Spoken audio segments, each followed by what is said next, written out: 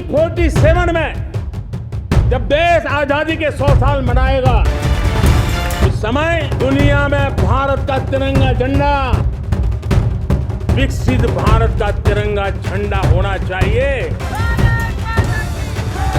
नमस्कार, श्रेष्ठ भारत में आपका स्वागत है। मैं हूं मुक्ता सिंह। सबसे पहले हमारे सभी दर्शकों को हैप्पी इंडिपेंडेंस डे।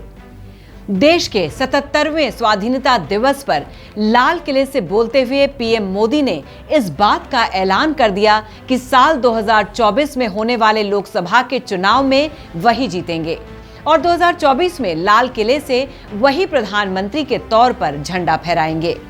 इस बार पीएम मोदी ने अपने भाषण की शुरुआत मेरे प्रिय 140 करोड़ परिवारजन से किया। इससे पहले वो मेरे प्यारे देशवासियों के साथ अपनी स्पीच शुरू करते थे। 90 मिनट यानी 1.5 घंटे के भाषण में मोदी ने इस बार मेरे परिवारजन शब्द का 26 बार जिक्र किया। खुद को लोगों से कनेक्ट करने का कोई मौका ना छोड़ने वाले पीएम मोदी ने देश के लोगों को अपना परिवार बताकर उनके साथ एक अलग रिश्ता कायम करने की कोशिश की है। प्रधानमंत्री ने लाल किले पर 10वीं बार झंडा फहराने के बाद अपने संबोधन में देशवासियों को बधाई दी। पीएम ने मणिपुर हिंसा पर बात की, रिफॉर्म्स पर बात की, साथ ही अपनी सरकार के काम का 10 साल का हिसाब दिया। पीएम ने बताया कि कैसे उनकी सरकार हर क्षेत्र में आगे बढ़ रही है और वो पूरी ईमानदारी से देश की सेवा में लगे हुए हैं। भ्रष्टाचार को उखाड़ फेंकने की बात भी पीएम मोदी ने अपने भाषण में की। उन्होंने कहा कि वो भ्रष्टाचार पर वार कर रहे हैं, जिसकी वजह से लोगों को तकलीफ हो रही है और इस वजह से मोदी उन्हें बुरा आदमी लगता है, लेकिन वो भ्रष्टाचार के खिलाफ ऐसे ही कदम उठाएंगे जैसे वो उठाते आ रहे हैं। उन्होंने राजनीति से 3 बुराइयों परिवारवाद, भ्रष्टाचार और तुष्टीकरण से मुक्ति की भी अपील की है। पीएम ने लोगों से आशीर्वाद मांगते हुए कहा, 2047 में देश जब स्वतंत्रता के 100 साल का जश्न मनाए तो हमारे देश का तिरंगा दुनिया में विकसित देशों की पहचान के साथ लहराए। युवाओं से अपील करते हुए मोदी ने कहा कि युवा आगे आएं और देश के निर्माण में अपना सहयोग दें। उन्हें भरोसा है कि साल 2047 तक भारत विकसित देश बनेगा, क्योंकि देश के करोड़ों युवा अभी 30 साल से कम उम्र के हैं, जो देश के विकास में विशेष सहयोग दे सकेंगे और देश को आगे बढ़ा सकेंगे। 2014 से अपने कार्यकाल का जिक्र करते हुए कहा कि देशवासियों ने उन पर विश्वास किया और 2014 में उनकी पार्टी सत्ता में आई।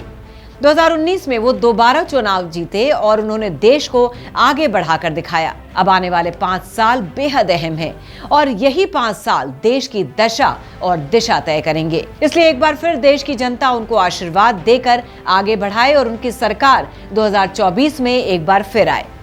मोदी ने देशवासियों को 3 गारंटी भी दी। पहली गारंटी, 5 साल में भारत दुनिया की तीसरी सबसे बड़ी आर्थिक शक्ति बनेगा। दूसरी, शहरों में किराए के मकानों में रहने वालों को बैंक लोन में रियायत मिलेगी। और तीसरी, देश भर में 25,000 जन औषधि केंद्र खोले जाएंगे। 17 सितंबर को विश्वकर्मा योजना शुरू करने का ऐलान किया। मोदी कई बार जिक्र कर चुके हैं कि कैसे उन्होंने देश की अर्थव्यवस्था को 10 नंबर से 5वें नंबर पर पहुंचाया और आने वाले 5 साल में वो उसे दुनिया की तीसरे नंबर की अर्थव्यवस्था बनाएंगे। हालांकि इस बात का जिक्र दुनिया भर की अर्थव्यवस्थाओं पर नजर रखने वाली अंतर्राष्ट्रीय एजेंसियां भी कर चुकी हैं। अपने भाषण में पीएम ने मणिपुर का 2 बार जिक्र किया, जो इस बात का संकेत था कि मणिपुर पर उनकी सरकार गंभीर है और उनकी सरकार मणिपुर में हो रही हिंसा को रोकने का पूरा प्रयास कर रही है। मोदी इस बार ऑफ व्हाइट कुर्ता और काले रंग की जैकेट में नजर आए। उन्होंने जोधपुरी बांधनी प्रिंट साफा पहना, जिसमें पीला, हरा और लाल रंग था। पीएम ने परिवारवाद समेत 3 बुराइयों से मुक्ति की अपील की।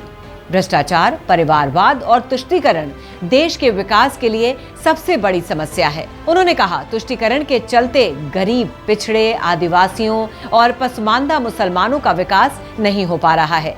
जो हक उनको मिलना चाहिए वो हक उनको नहीं मिल पा रहा है। महिला शक्ति पर बोलते हुए पीएम ने कहा कि देश के विकास में महिलाओं की बेहद अहम भूमिका है। भारत को लेकर पूरी दुनिया में विमेन लेड डेवलपमेंट की चर्चा हो रही है। मोदी ने अपने भाषण में कहा कि भारत में विकास की धारा हर राज्य तक पूरी तरह से नहीं पहुंची है और देश को ऐसी नीतियां अपनानी पड़ेंगी जिससे हर राज्य का विकास हो सके ताकि पूरा देश तरक्की कर सके। समारोह में कांग्रेस अध्यक्ष मल्लिकार्जुन खड़गे की कुर्सी लगी थी, लेकिन ये कुर्सी खाली पड़ी रही। खड़गे समारोह में शामिल नहीं हुए। कांग्रेस नेता राजीव शुक्ला ने बताया कि खड़गे ने लाल किले पर आयोजित कार्यक्रम में हिस्सा क्यों नहीं लिया। राजीव शुक्ला ने कहा कि मल्लिकार्जुन खड़गे पहले से ही स्वतंत्रता दिवस के कार्यक्रमों में व्यस्त हैं। कई केंद्रीय मंत्री भी लाल किले तक नहीं पहुंच सके। प्रधानमंत्री के भाषण के बाद विपक्ष की भी प्रतिक्रिया आना शुरू हो गई है। विपक्ष ने पीएम के भाषण को जुमलेबाजी बताया है। कांग्रेस के वरिष्ठ नेता जयराम रमेश ने पीएम के भाषण के बाद ट्वीट किया कि मोदी सरकार पिछले 9 साल में फेल रही है। विपक्ष पीएम मोदी के भाषण पर कितनी भी प्रतिक्रिया दे ले, लेकिन उन्हें मालूम है कि अभी तक राजनीतिक बयार पीएम मोदी के पक्ष में ही बह रही है। फिलहाल की इस खबर में बस इतना ही। बाकी खबरों के लिए देखते रहिए श्रेष्ठ भारत।